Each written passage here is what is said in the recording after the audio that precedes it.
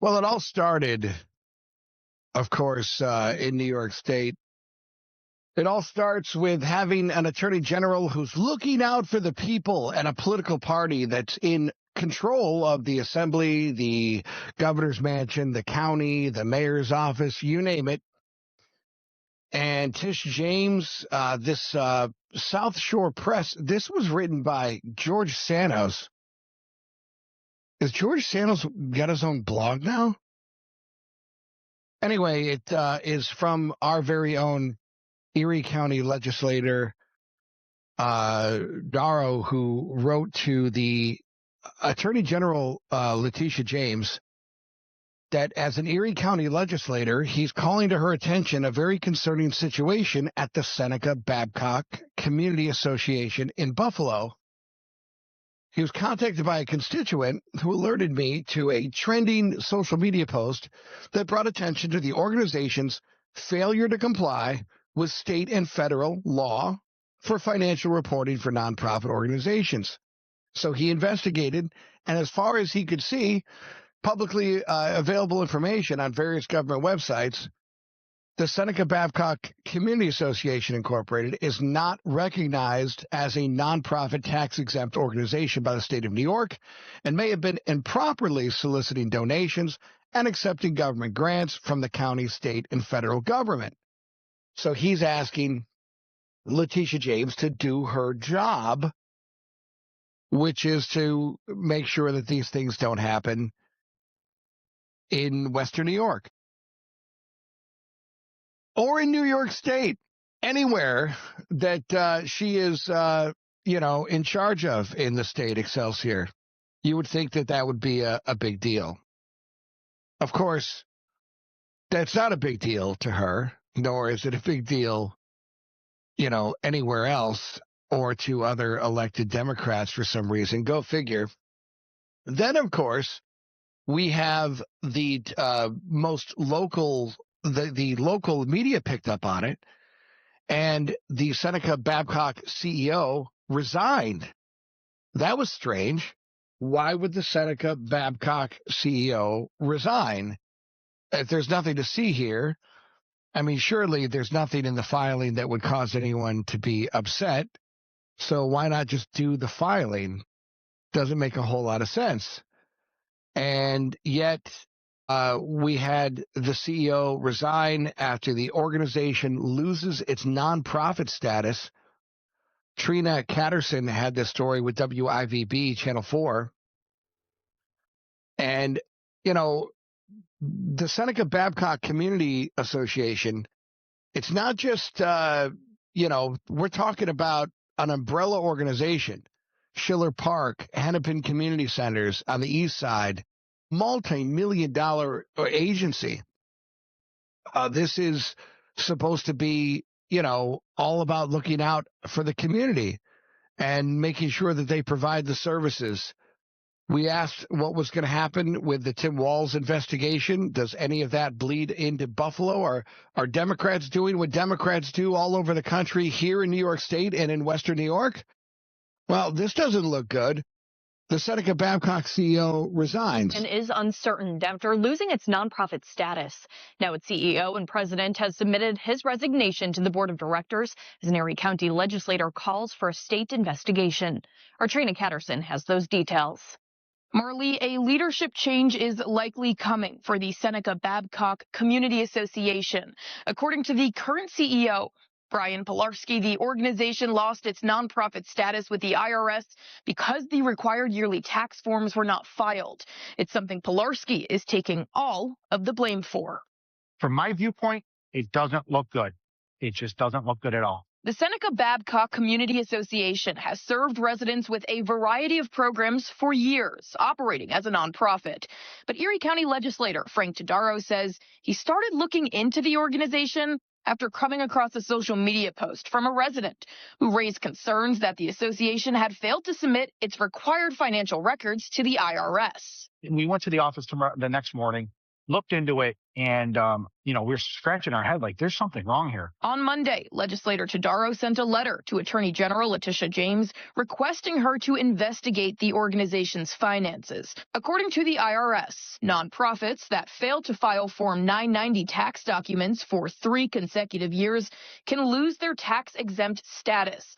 And records show the SBCA last filed in 2020 for its 2017 tax year. Todaro expressed concerns over what will happen. Wait a minute.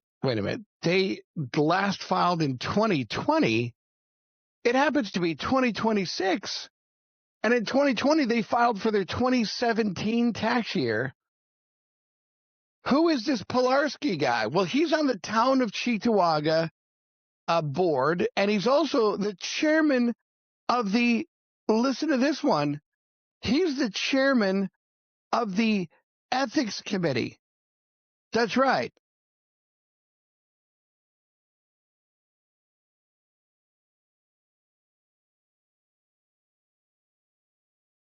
Member Pilarski of Cheektowaga is also the chairman of the ethics committee. And there's not, and by the way, we had the Erie County Comptroller looked into other organizations, said, hey, what's going on with this money? He got an attaboy from Pulling Cars. Then he got scorned by Pulling Cars, Kevin Hardwick. And now you're looking around and saying, wait a minute, how many other shenanigans are going on here? We're looking at all Democratic fraud from the state of California to the state of Illinois to, of course, Minnesota and Minneapolis. We've seen that. And now people are starting to look at New York and saying, well, what's really going on with these tax dollars? Nonprofits, NGOs, perhaps, I don't know.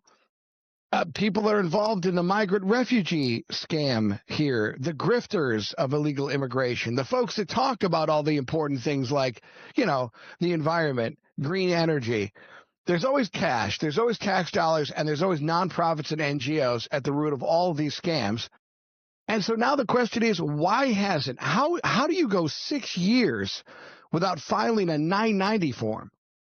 People who have donated to the association. We're talking millions of dollars.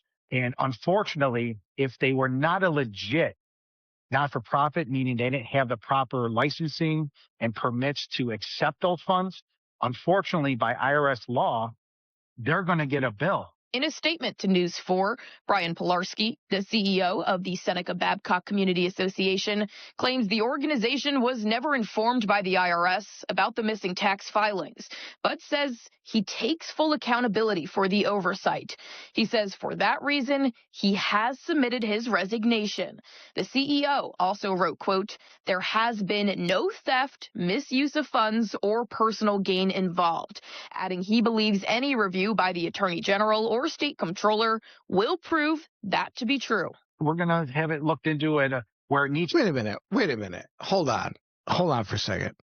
You thought that because the IRS didn't send you a letter that everything was good to go. So naturally, this statement by Brian Pilarski, who's on the town board at Cheektowaga and also is the chairman of their ethics committee, I would think that we would have, it's a Dem, it's Cheektowaga, it's a councilman. I would think that a council member in Cheektowaga would say, hey, listen, I've got all these 990s we prepared and we just didn't submit them because there was some horrible mistake. But here's all of our yearly disclosures. And you know that as a nonprofit, you have to do that. The CEO status, I mean, the CEO resigns. How is this guy still a council member? What's the supervisor of Cheektowaga going to say about this? You're the chairman of the ethics committee in Cheektowaga, and you're telling me that the only way, I'll tell you what, don't file your taxes for 6 years. And then when the IRS reaches out to touch you, say, you know what, IRS, it's really on you because you didn't send me a letter. You didn't send me a letter, so naturally I don't have to do anything because you didn't send me a letter. The last 990 that we have from this Seneca Babcock umbrella organization for all these different community centers in Buffalo is from 2017. That was filed in 2020. 18, 19, 21, 22, 3, 4, 5, and we assume that they're not going to file next year. If this would have kept going, how long would we? But Brian Pilarski wants you to know that doesn't mean we stole any money. Everything's on the level. We just haven't reported it or transparent. And we've been telling everyone we're a nonprofit, meaning as a 501c3, you give money to us and you can write it off on your taxes. How many people in Western New York have gone to the IRS and said, I've donated money to this 501c3 and it doesn't have tax-exempt status? So not only have you screwed over taxpayers, you've screwed over the IRS, and now you've screwed over everyone who tried to take a deduction by giving you money to your 501c3, businesses and individuals. And you're the chairman of the ethics committee in the town of Cheektowaga, and you want to say, hey, look, just because we don't tell you what we're doing with the money, how much money we have, and we're not theoretically able to take tax exemptions, I want you to know that everything else is on the level, completely on the level. There's nothing to see here whatsoever. I mean, Brian Novak, you would think that's got to be a statement from the supervisor at Cheektowaga, is it not? Is that not a statement from the council in Cheektowaga for everyone to say, hey, what's going on here? Where's the mayor? Sean Ryan, where are you at? Is the county executive want to jump in on this? Anyone at the comptroller's office? Tish James was running around chasing down President Trump, making sure that lawfare was used to attack the former president of the United States on every allegation of unethical behavior as a businessman, with allegations, by the way, that have gone over 25 years which would have, at the very worst case scenario, they would have been misdemeanors. Only in the state of New York under Letitia James were they felonies, and they were over 20 years old. And meanwhile, the job she has here in New York State to notice when a nonprofit happens to be run by a Cheektowaga Dem councilman, and he doesn't file the required annual audited financial statements with her office at the Attorney General's office. Letitia James' office is the one that mandates and is the adjudicator of annual audits of financial statements. Not only does she not notice it, no Democrat in Erie County notices it. No Democrat in New York State notices it, and no Democrat in Cheektowaga notices it. It's 100% A-OK. Post-COVID, your taxes were optional. COVID was really rough on all of us. And if you didn't file the taxes, you didn't file your taxes. It's just the way it goes. Is it a double standard, you may ask? It seems like a double standard. Is it a double standard, or is this just the way Erie County Democrats conduct themselves?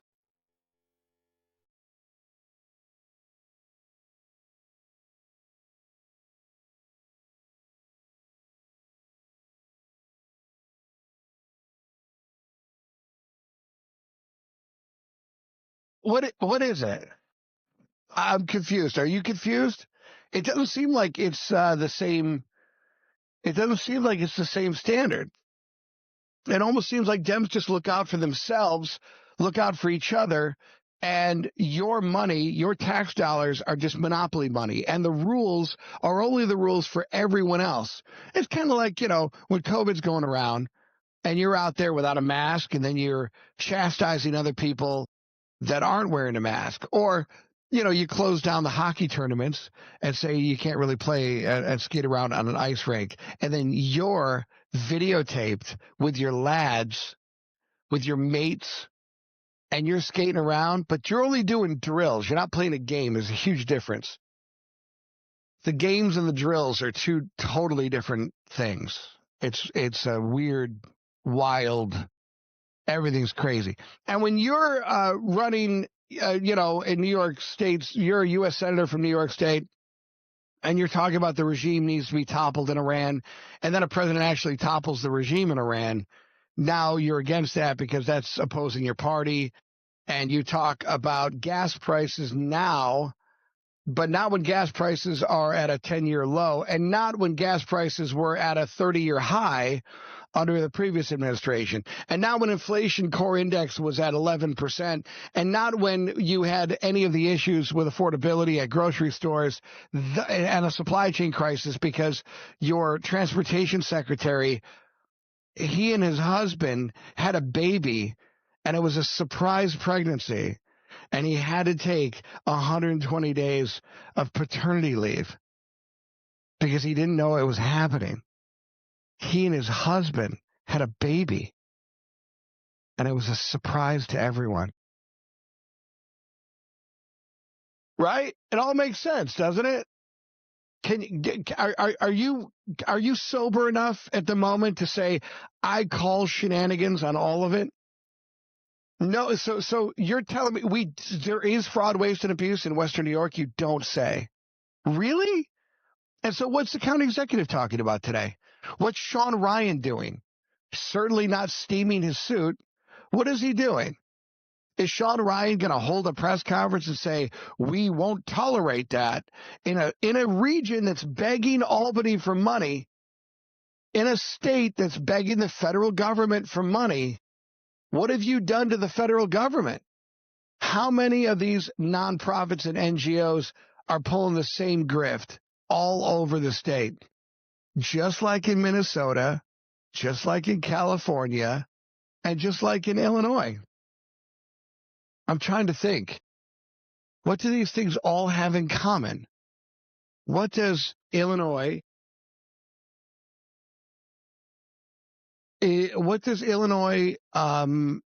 and California and New York have in common? Well, let's just see on what's different. Which one of these things is not like the other? Things is not like the others. One of these things doesn't belong. Can you tell which thing is not like the other by the time I finish this song? Well, maybe it's like the illegal immigration laws that they choose not to enforce. Maybe all these things are just, these are all just about, making sure that if you're on our team and wear our jersey color, we don't actually enforce any laws because it doesn't benefit our team. In a way, Democrats don't care about your family, but their family, their party, their clubhouse is the most important thing in their world. And they'll defend it. They'll break the law. They'll lie right to your face. They'll lie right between their jagged teeth. They'll do whatever they can to let you know it's the other. Look at the other side. Look what he's doing. What is he doing? What is Trump doing? What are you doing? You run everything here. You have no resistance. You have blue towns and blue counties and blue cities and a deep blue state. How are you going to lie your way out of this one? And now you want us to believe that there's no shenanigans and there's nothing to see? You resigned as CEO from this organization. You've resigned from the group that's Seneca Babcock. What's the board doing? How many other people are going to resign from Seneca Babcock? And how many people are going to demand that the council member who's in charge of the ethics, who's the ethics chairman of the ethics committee in the town of Cheektowaga, also is not fit to run a ethics committee nor be a council member? It's outrageous, and there's no outrage anywhere. Kevin Hardwick, where are you? Where are you, Mark Policars? Hey, Sean Ryan. Hell, I'll take Byron Brown. What's Casino Brown doing today? Any Democrat want to step up? DA of Erie County, is this a problem? Attorney General's office, Governor Hochul, anyone. Is there a lieutenant governor? We'll ask them if they exist, but I don't think they do. 803-0930, 1-800-616-WBEN.